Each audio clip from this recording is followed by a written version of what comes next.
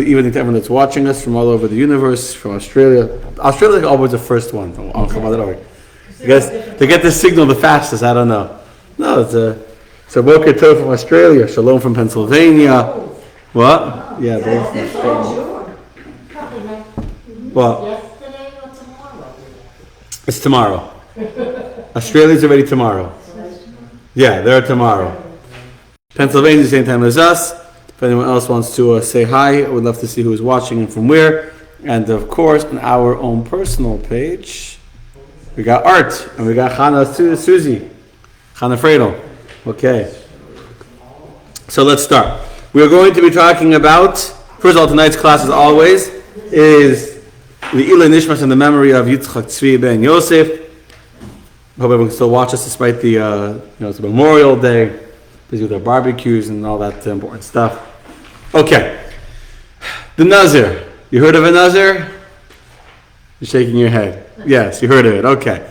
So we're going to go straight to the text. We'll go straight to the intro to the Nazir. This is a person who's decided he wants to be holy to God. For whatever reason, we'll talk about that, God willing, soon. The Nazir has decided he wants to live a life of sanctity, of holiness. So, we have in this week's Torah reading, chapter 6 of this week's Torah reading, God spoke to Moses saying, "Speak to the children of Israel, and you shall say to them, a man or woman who sells himself apart by making a Nazirite vow to abstain for the sake of the Lord." So here it's very clear in the second verse of this chapter dealing with the Nazir, that this person has made a vow for what a purpose? What does it say? Why is he making a vow? To abstain for the sake of the Lord. So it's very clear that his intentions are holy and righteous and proper. He's doing this for the sake of God, to be abstaining, to be holy. How exactly does he abstain? Says the Torah, verse number 3, "He shall abstain from new wine and aged wine. He shall not drink even vinegar made from new wine or aged wine. He shall not drink anything in which grapes have been steeped." And the Torah goes on with 7 different prohibitions. The skin of the grapes, the seeds of the grapes, each one is its own prohibition. I was shocked, I'll be honest, I was shocked today to discover, when I was learning, that there's actually 9 different mitzvot about the Nazir. 9. Out of 613 mitzvot, that 9 of them are the Nazir. He can't drink wine, he can't drink vinegar, he can't drink anything with grapes, he can't drink aged grapes, he can't drink the skin, eat anything with the skin of the grapes. Then about the hair, we'll get to that in a second, and about the impurity. 9 commandments in the Torah for a Nazir. It's shocking to me. Anyway, you can't drink any grape product. Got it? No wine, not even something that has grapes that could in some way eventually become wine. In addition, the Torah tells us, verse number 5, all the days of his vows of abstinence, no razor shall pass over his head, until the completion of the term that he abstained for the sake of the Lord. It shall be sacred, and he shall allow the growth of the hair of his head to grow wild. So here we see the second aspect of the vow of the Nazir. In addition to not drinking wine, he makes a second part of the vow of abstinence, which is to allow his hair to grow completely long. No razor shall pass over his head. By the way, the language is interesting. No razor shall pass over his head. However, if he put some kind of potion or something on his head that would make his hair fall out, that would be okay. Actually, wouldn't be the prohibition. He can't go groom himself. The point is, he can't groom himself. Give me looks. He can't groom himself. He can't make himself to go look pretty by taking a haircut and going to the barber and doing his hair. He lets it grow wild, unkempt, right? Unkempt. Sounds like that. And lets the hair go, let it go. Thirdly, all the days that he abstains to the Lord, he shall not come into contact with the dead. To his father, to his mother, to his brother, or to his sister, he shall not defile himself if they die, for the crown of his God is upon his head. For the entire duration of his abstinence, he is holy to the Lord. Okay, so we have over here 3 different aspects of the Nazir. Can I interrupt for a second for a joke? Yeah? Marsha Rich was watching Shalom Marshall. So I'll stop for a joke. I actually meant to say I was. Rabbi, can we put the air conditioner down? It's freezing. You're freezing? Are you freezing? Is anyone else here freezing? No? Well, I've got a sweater. They're not hot. They're not cold. Take a tea. Okay. So, anyway, I continue now. So, here's a joke. Quick joke. So this guy goes to a bar. Every single day this guy comes to a bar. He sits down and he orders himself 2 drinks. Two that we can even connect it to Memorial Day. I just thought of it now. He orders himself 2 drinks. So what should he drink? Pick me a good drink. 2 scotch on the rocks. Scotch, tonic. Yeah, tonic. No one drinks tonic. I know how they sell it in the stores. I'm not sure. I never saw a person drink. Okay. Not tonic. I don't say jokes with tonic. If I'm saying a joke, whiskey sour. Okay. Whiskey sour. It could be 2. Order himself 2. It's just the scotch on the rocks. I think scotch on the rocks. 2 scotch on the rocks every single day. Okay.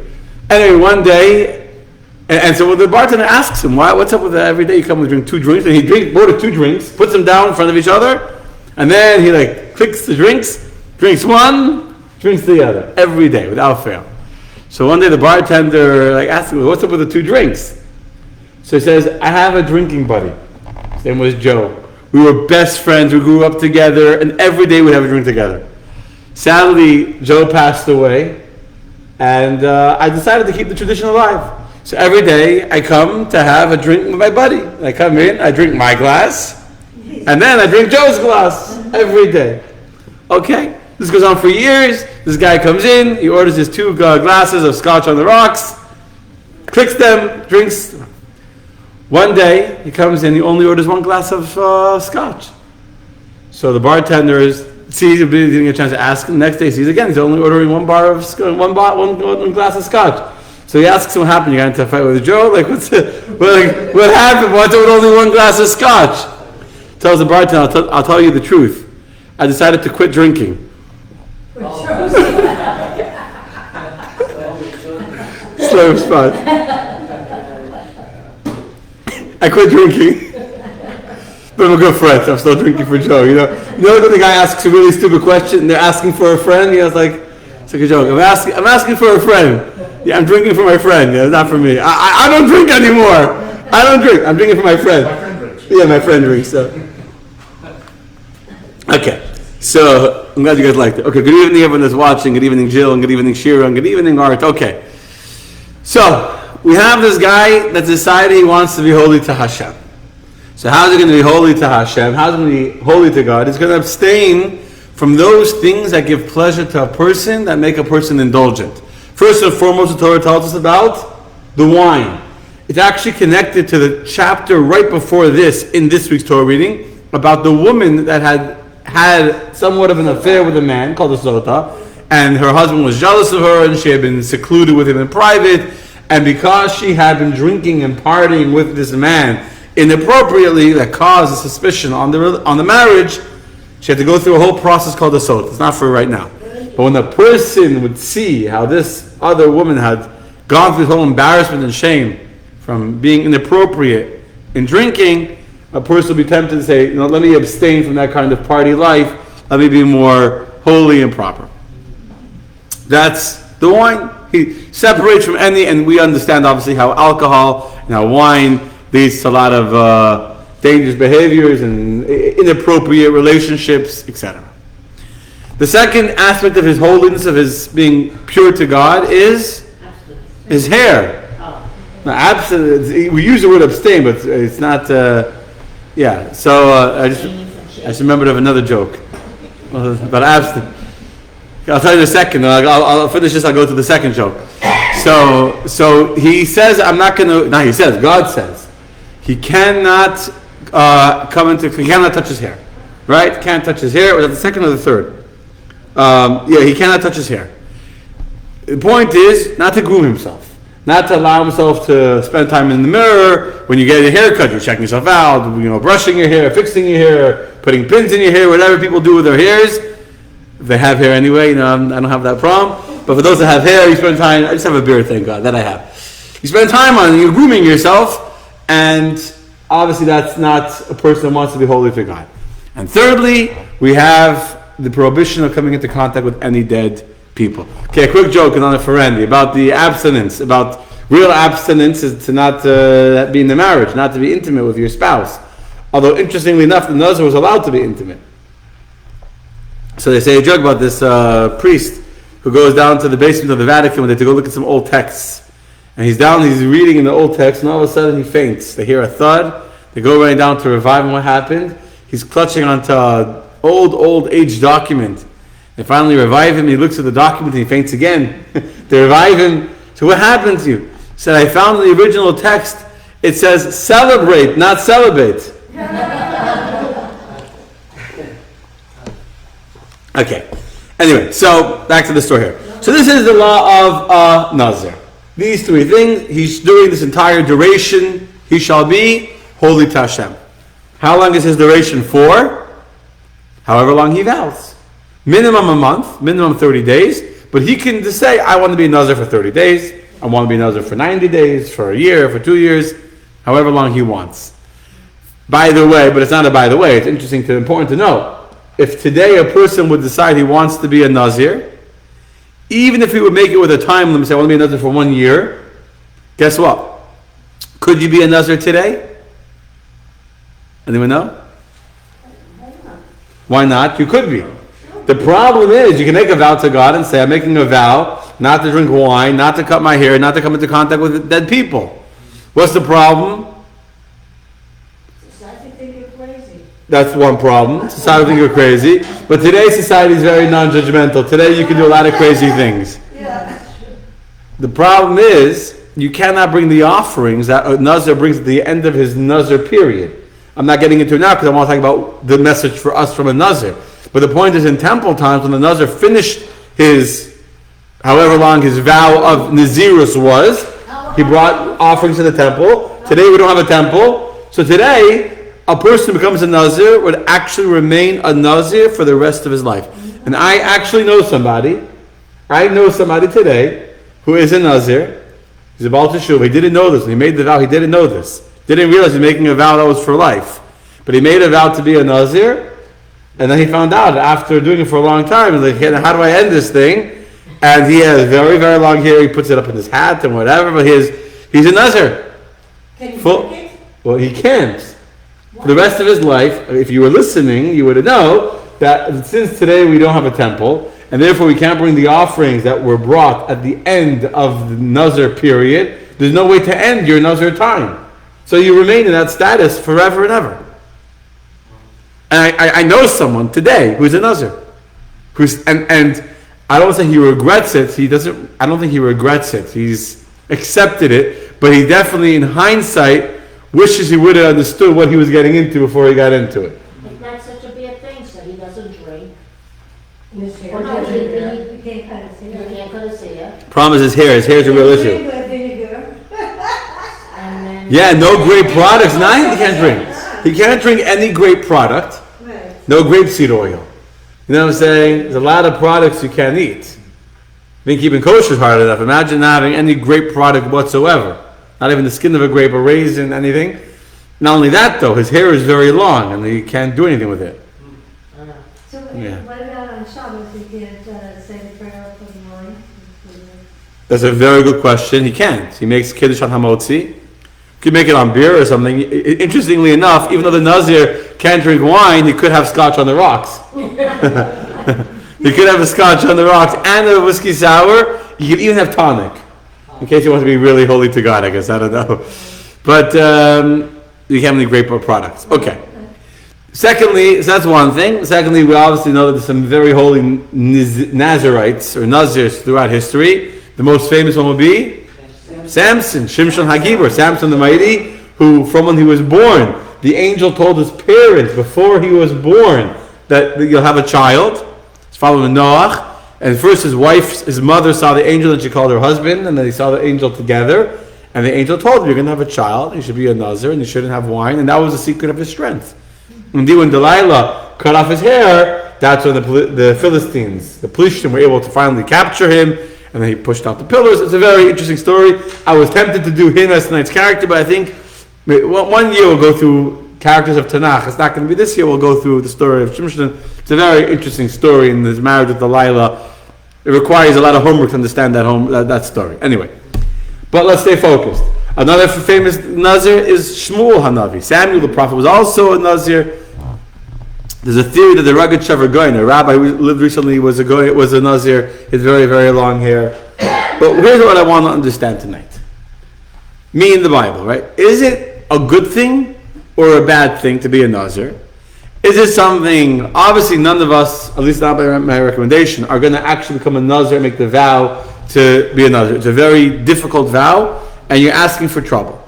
So we're not going to make the vow and become an actual Nazir in practice. The question is, though, what lesson is there for us from this Nazir? Is it something crazy? Or is there actually a value? Is there some way in our lives that we too could also be like a Nazir without the stringencies and the intensity of the full package deal of this Nazir? Okay. So I want to present two aspects, two perspectives to the Nazir tonight. Okay? The first that I want to present is something very interesting that I never paid attention to before, but when I was learning now about the Nazir, I came across this comparison. I think it's very, very enlightening, which is that a Nazir is actually very similar to another character in the Torah. You know who? The priests. Very good, the priests. If you look at the text we have a little bit lower down, you will see that the Kohanim, the priests, have two of the same exact three restrictions that a Nazir has. So what is the law of a priest? Well, first of all, the Torah tells us in Vayikra, in chapter number 10, wrong one. Going to cemetery. What? Right. No going to cemetery. My husband. So first the Torah tells us, one second, I'm just finding the, But you gotta get under a tree or something. one second, there we go. Ein minut.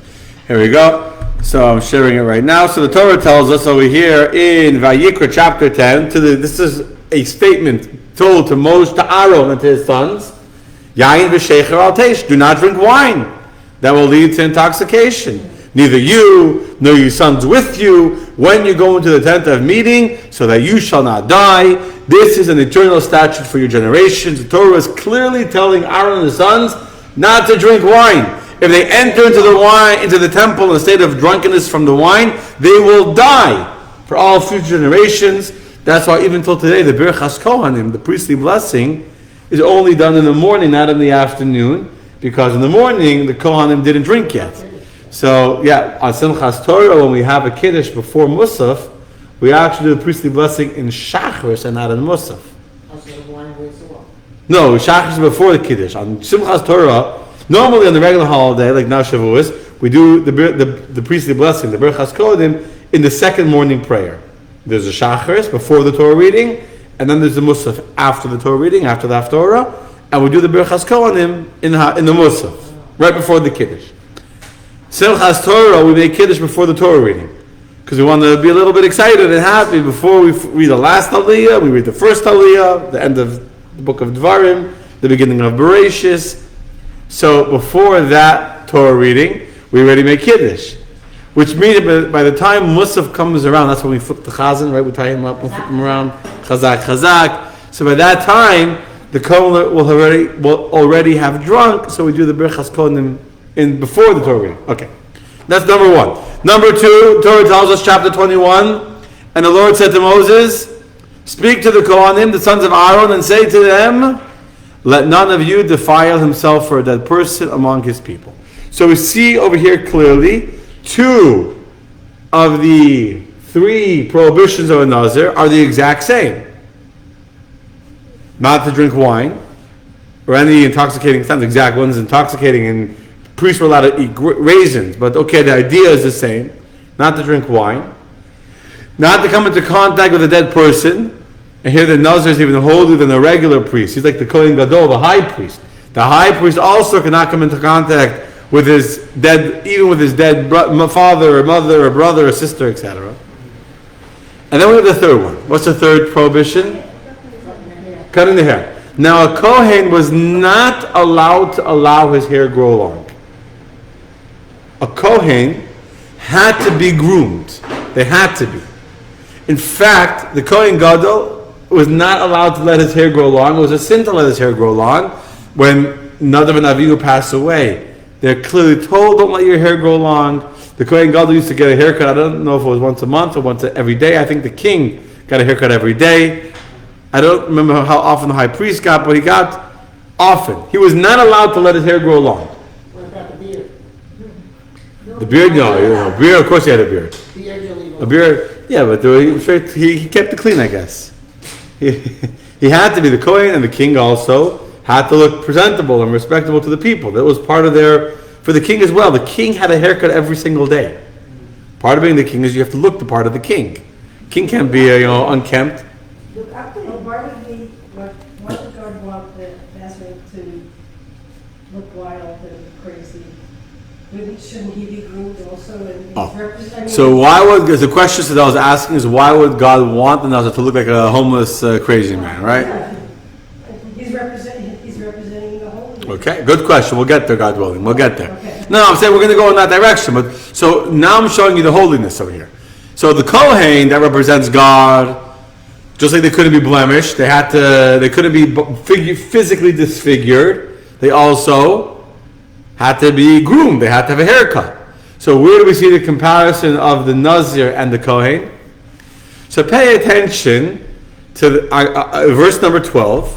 Over here in this very chapter describing the laws of purity of the Kohen, how the Kohen can't come into any contact with any dead body, how they can't go out of the tent and all that. Says the Torah, verse number 12, he shall not leave the sanctuary, it says to refer to the Kohen Gadol, and he will not desecrate the holy things of his God. Why not?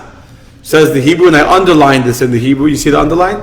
Ki nezer shemen mishchas elokav, because the crown of his God anointing oil is upon him. I am the Lord. Go back, if you don't mind, to verse number 7 of this week's Torah reading. And here, verse number 7. I feel bad for those that don't see the screen. Hello, everyone watching on Chabad.org from India and from Texas and from all over. So glad you're all watching. We'll do some more jokes. But if you had the text in front of you, you would see this very clearly. Verse number 7 in the laws of the Nazir. God says to the Nazir, to his father, to his mother, to his brother, to his sister, he shall not defile himself if they die. Why not?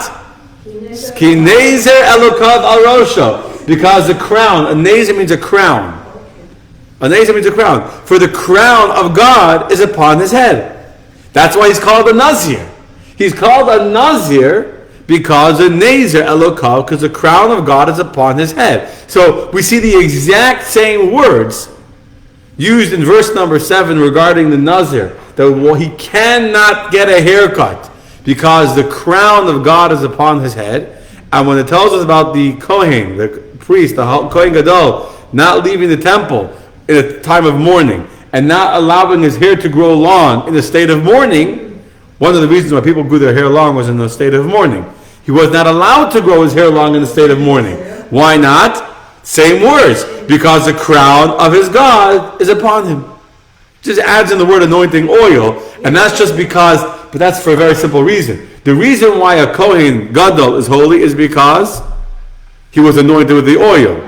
The reason why a Nazir is holy is because he made a vow to be holy. So that's the only reason why it adds the words anointing oil. But take out the words anointing oil, it's literally the same words. The crown of God is upon him. So the crown of God upon the Kohen Gadol means he can't grow his hair long in mourning because he represents the crown of God. He's the anointed one.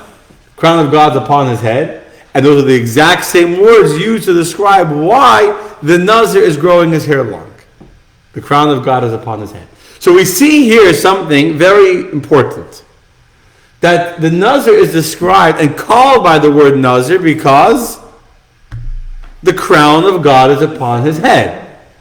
So now Sadell wants to know, how does long, afro, dreadlocks, stuff coming out of your head, how is that the crown of God? Right? Mm-hmm. Good question. I don't know. No, I do know. So I know a Kabbalistic explanation to hair, but I'm not going to go there tonight. I'm going to talk simple. I'm going to tell you a very interesting story in the Gemara in the Dar. You want to hear a beautiful story? So I have to first give you, by way of introduction, explanation of something, which is that not all the rabbis in the Talmud will agree with what I'm about to say now. Which means that not all the rabbis agree that a Nazir is a holy person, that's a good thing or something we should strive towards. In fact, on one hand, the Torah itself tells us that he's the holy of God, the Nazir. But you know what else the Torah tells us? The Torah tells us that the Nazir is holy to God, but the Torah also tells us that when the end of the period of the Nazir time comes, he has to bring several offerings in the temple, including a sin offering. A sin offering. Now, why is the Nazir who's holy, who abstains from anything, why is he bringing a sin offering? You think he's holy, right? He shouldn't need to bring a sin offering. And the Talmud tells us he brings a sin offering because by making himself more, by forbidding to himself more than the Torah told us is forbidden, he's done a sin. And in fact, as the Rambam explains at great length, for a person to go off the middle path and to go to an extreme path is considered a sin. It's considered a sin. And therefore, he went to this extreme path, he has to bring a sin offering for that. And so in the Gemara, I have it here in the Gemara, we see these two approaches between Rabbi Elazar Kfar and Shmuel. And according to Rabbi Elazar, he said, from the fact that he denied himself the pleasure of wine that God allowed him to have, and he made forbidden to himself, he tortured himself in things that God said you shouldn't do, for that he has to bring a sin offering. That's what the Talmud says. So I'm going to show you the positive and how the long hair is the crown of God. But I want you to understand that not all the rabbis agree. Some say he did a sin. However, then the Gemara tells us a story. Okay, here's the story. It's a story told by a man called Shimon HaTzadik. You heard of Shimon HaTzadik? He's one of my favorite rabbis from Pirkei Avos. I always quote him in Shiva Homes. He was actually a Kohen Gadol. He was one of the last men of the Great Assembly. The second Mishnah in Pirkei Avos talks about the very... I'm having problems here again. I don't know why we're having problems, but we're having problems. Need a new USB connector. That's...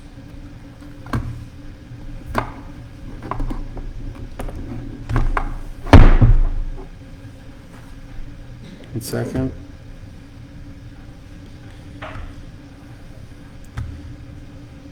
So Shimon HaTzadik was this very holy rabbi who was the very, very last member of the men of the Great Assembly, and he was and so he says the following story. What's the story he shares? Just do this and that's it. What's the story he shares? So he says that he never in his life ever ate a sin offering of a Nazir. Because he felt that a Nazir is a wrong thing to do. It's an incorrect way of living life. So therefore he never, when the priests come, they get to eat from the different offerings of different people. He never ate from the offering of a Nazir. Until one day, he saw a Nazir come from the south of Israel. From the south of Israel. And this was a beautiful guy. It says the Gemara, he had beautiful eyes, a handsome appearance, and long braided hair. Now, you know what happens to a Nazir when they finish their time and they bring the offering in the temple? You know what happens to them? They cut all the hair, and the hair is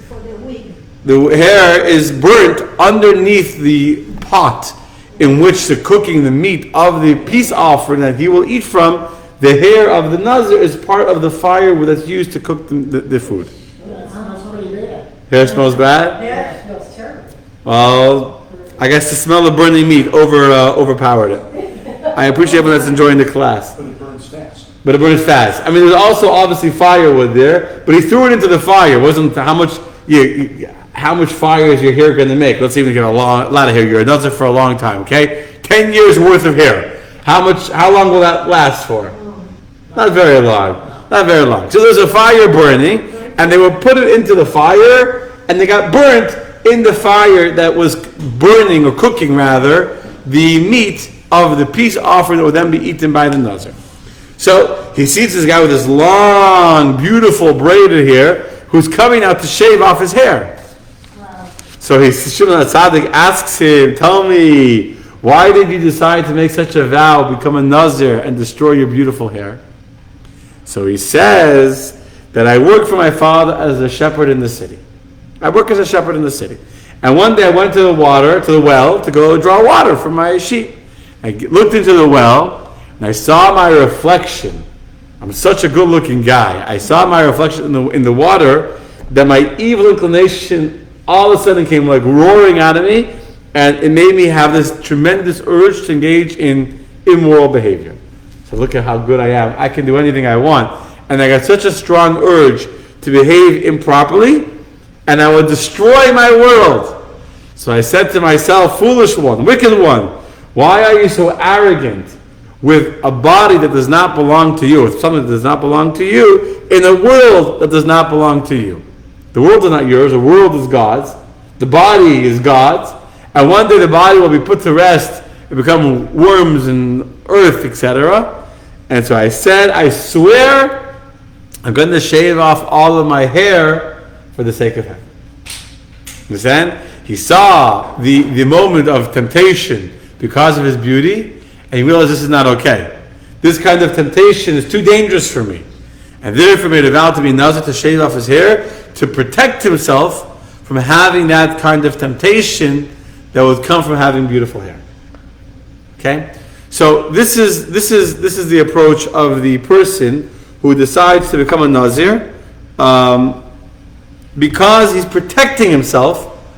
I don't know what to do about this screen. He's protecting himself from the dangers of the world. From the dangers of the world. And so let's talk about some practical language today, practical English. Let's say a person is too into their physical looks. Or let's use a better example, it's more relatable. A person's too into drinking wine, to the point where they're an addict. So even when they quit drinking, they're still drinking for their friend, right?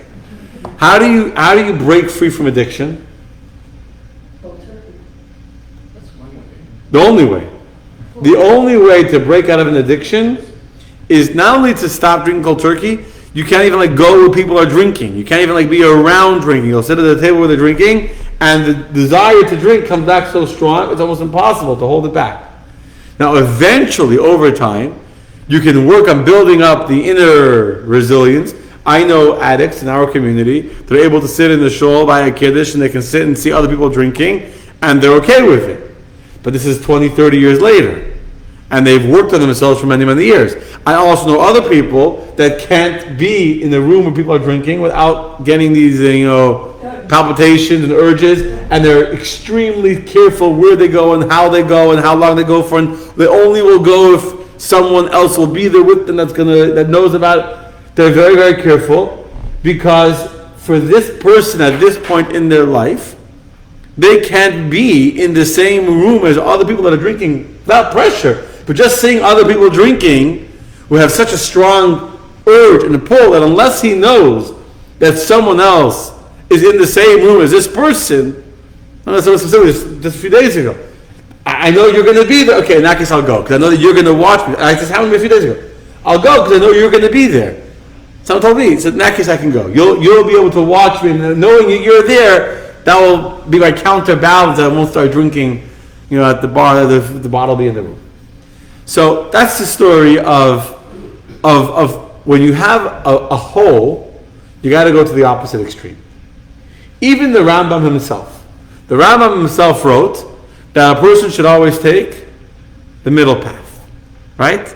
The middle path meaning is never going to be too extreme, not too stingy, but not too generous, not too kind, but not too strict, not too happy, not too sad, not too anything. Anything, even with humility, everything has to have a certain measure. There's times when you need to have a certain ego or a certain anger.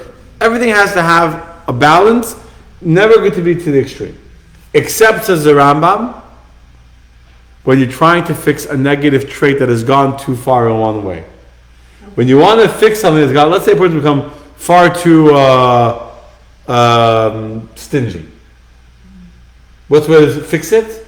Not by being a little less stingy, You got to go to the opposite extreme of being ultra generous, which would be totally against your nature, will feel crazy to you, and that will pull you into the middle. If a person has a problem with their anger, the way to stop it, I'll just say, okay, let me only scream for 5 minutes instead of 10 minutes. That's not going to help them cure their anger problem, because I'm only going to scream for 5 minutes instead of 10 minutes. No, it doesn't work that way. That's not called progress. In that kind of situation, you got to go to the opposite extreme, to the extremity, where you don't allow yourself to get angry no matter what, even when you're 100% right and they didn't listen to you and they messed up and da. And only when you work on being able to have no anger could you then one day learn how to have healthy anger and use it in a positive, constructive, channeled, controlled environment. This is the story of the Nazir. Nazir is a person who decided that I want to fix a hole. I see where I've slacked off. I see where, it could be a person who repents. I see where I've slacked off. I see where I have an opening of the expression of the Talmud. There's a fence that's a hole. You got to fix the hole. When you fix the hole, you fix it stronger than if it was just, let's say you have flat wood, right? So it's flat wood.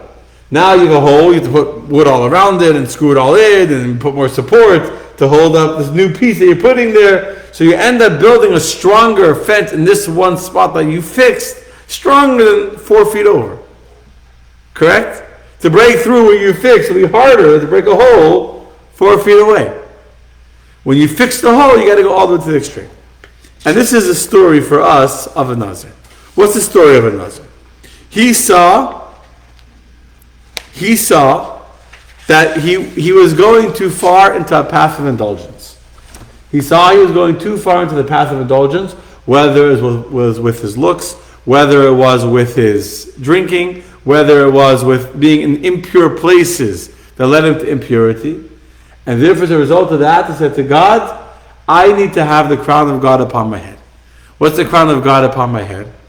My hair is growing wild. I look like a Meshuggah. I look crazy. Why do I look crazy? Because I'm doing what I can to distance myself from any sense of indulgence in the physical world. And as long as you're fighting, as long as you're in, most of us need to be in the world. We're supposed to be in the world and dealing with the world. But as long as you're in the world and dealing with the world and elevating and uplifting the world, you're also tempted by the world. You're also challenged by the world. The Nazir is spiritually insecure. Spiritually, they've messed up. Spiritually, they have a serious problem in their life. And because they have this problem, the only way they can fix it is by going all the way to the other extreme. By going to the other extreme, they've now put a mark on themselves. I'm not normal. True. I'm not normal. I am separate from everybody else. And because I'm separate from everybody else, that's what gives me the ability to not be tempted or influenced to be like everybody else. I'll give you a very good modern day example of this. Want a very good modern day example?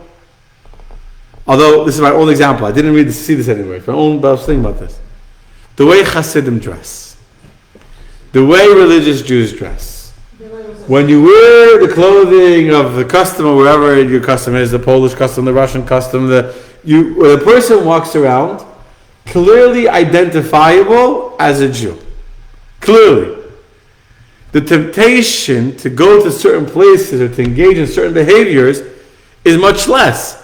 Because if you're wearing a beard and you're wearing a kippah and you're wearing tzitzis and the jacket and the long coat and all that, and you're going to black hat, you're going to go into, into a casino or into a bar, it's not going to look right. You're going to feel out of place. But look at the Arabs everywhere, Macy's, they wear those clothes and they think in and they're so proud of it. Good for them. Yeah, so why should we look at you that it's different? I mean, you're a beautiful Hasidim. I'm very proud of the way I look. I'm not embarrassed the way I look. Thank you. I'm not saying that I'm embarrassed the way I look. No, but I'm saying when you dress a certain way, it automatically... It's disrespectful for them because they're going into bars dressed like that. Right, I saw them in England. Rather going into Right. where they sell pigs. It deflects when you have that temptation. It actually deflects that you don't have the temptation to go. You can't. So actually, by the way, one of the reasons why the Rebbe told, this is not the main reason at all, But I remember hearing a story. The Rebbe once told a woman about wearing a sheitel. So he said to her, that's what the Rebbe said to her. When the woman wears a tichel, wears a kerchief, and they walk by a place where they want to go in, it's not appropriate for a Jewish woman to go there. If they're only wearing a kerchief on their head, kerchief can come up in a second, put it in your pocket, and you can go in. But if you're wearing a sheitel, wearing a wig, you can't just take the sheitel off and put it in your pocket. Whoops, a little wig, a little animal, a little my pet raccoon or something is like, hanging out of my pocket. Doesn't work that way. So you can't just take off the sheitel. The hair's messed up. So therefore, the sheitel is an extra protection to protect you from going places where you don't belong. And the Rebbe said this person had actually just shortly before meeting with the Rebbe had been walking somewhere in Manhattan, and a movie, I'm not sure exactly what it was, I don't remember anymore, and they wanted to go in, so they took off their kerchief that they were wearing, the tichel, put it in their pocket, and went in, and the Rebbe somehow knew, and the Rebbe said this example.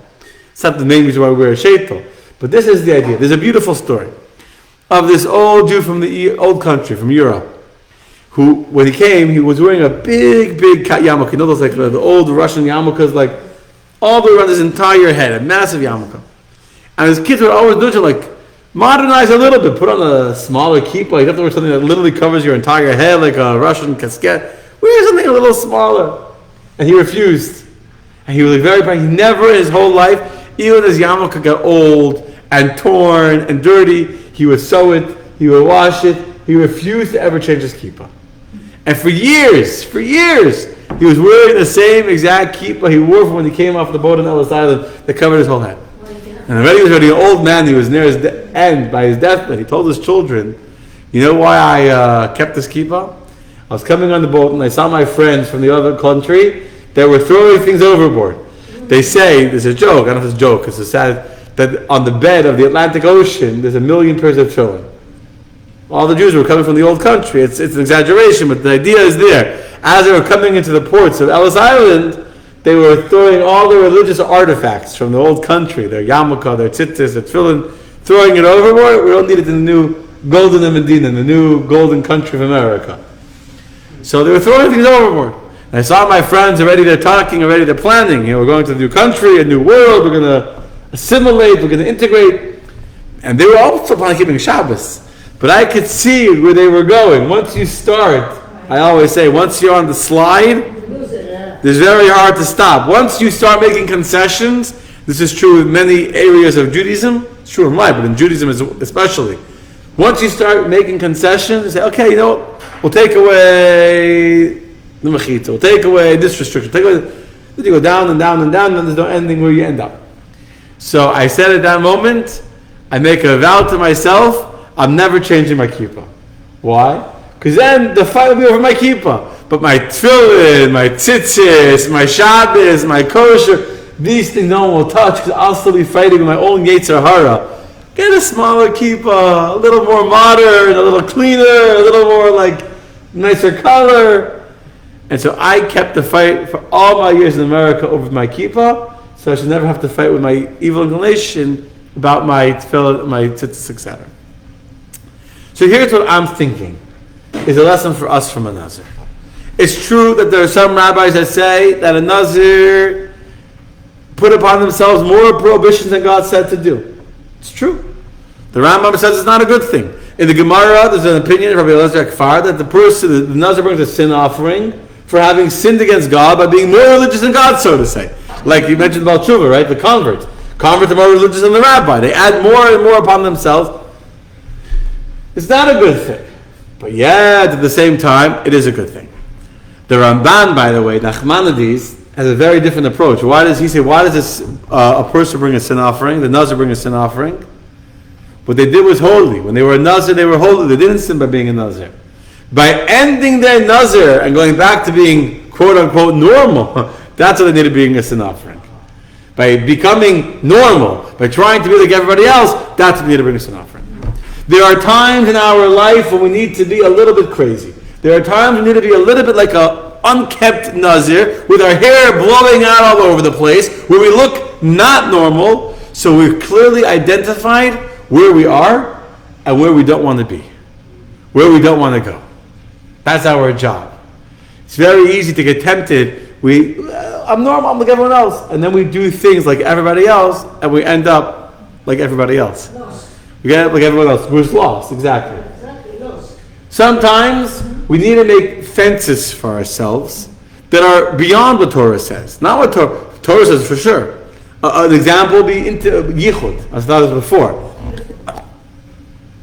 In the Torah, biblically, a man and a woman can be in the same room. There's no prohibition. Prohibition is on intimacy.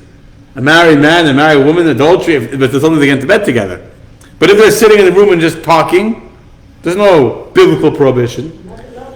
But the rabbis came and they saw how the intimacy of a man and a woman creates. The whole story with King David's son, Amnon, he raped his sister Tamar or whatever, but that's not for right now. But when they see the intimacy, the closeness that could be created by a man and a woman being alone in the room with nobody else there, they made a fence called yichud, not to even be alone in the same room. This is an example of going beyond to create a fence that protects us from being like everybody else. Shaking hands. There's nothing wrong with shaking a woman's hand technically.